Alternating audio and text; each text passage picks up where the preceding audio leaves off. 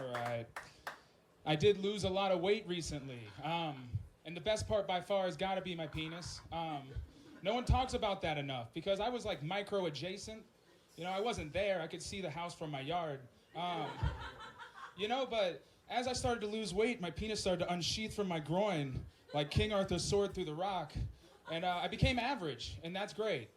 That's something to work with. You know, my father's average, his father's average, just the family built by average.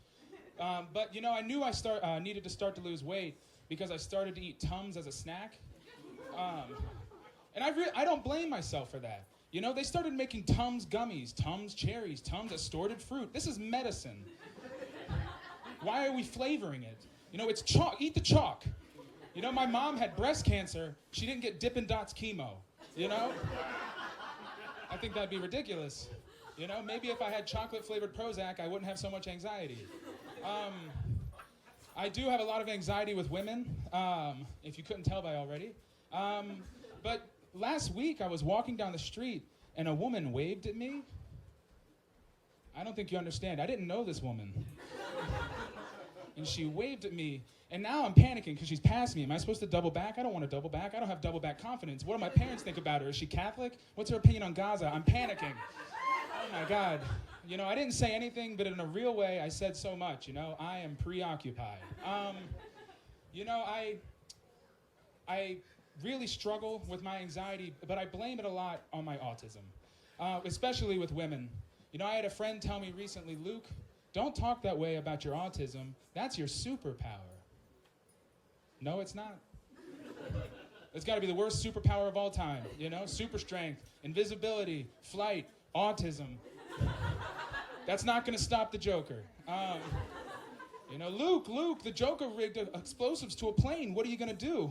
There's no time to waste. Here's 20 movies about planes. Flight, Argo, Dunkirk, The Terminal, Sully, Planes, Trains, and Automobiles, Argo again, Planes. You can stop, they're all dead.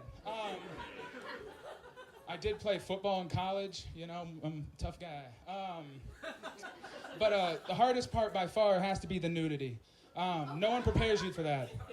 You know, there's 120 guys on the team, 120 unsolicited penises every day. And that's 116 more than any man should see in their life. You know?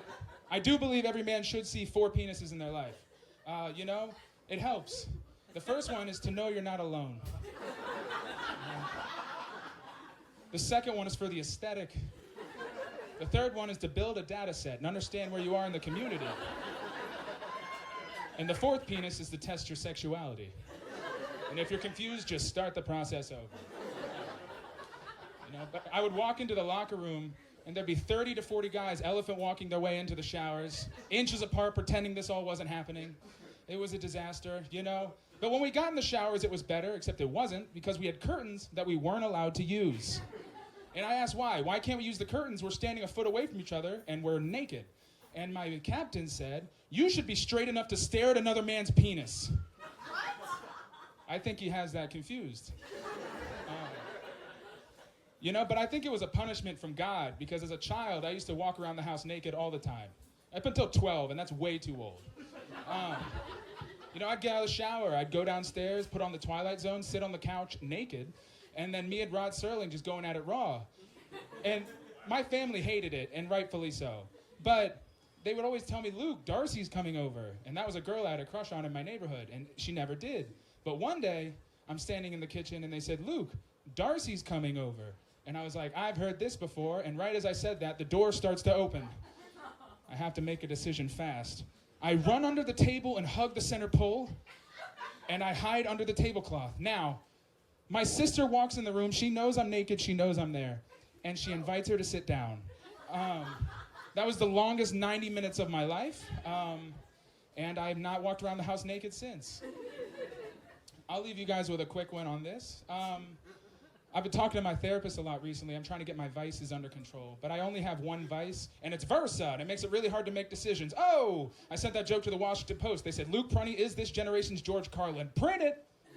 All right, thank you.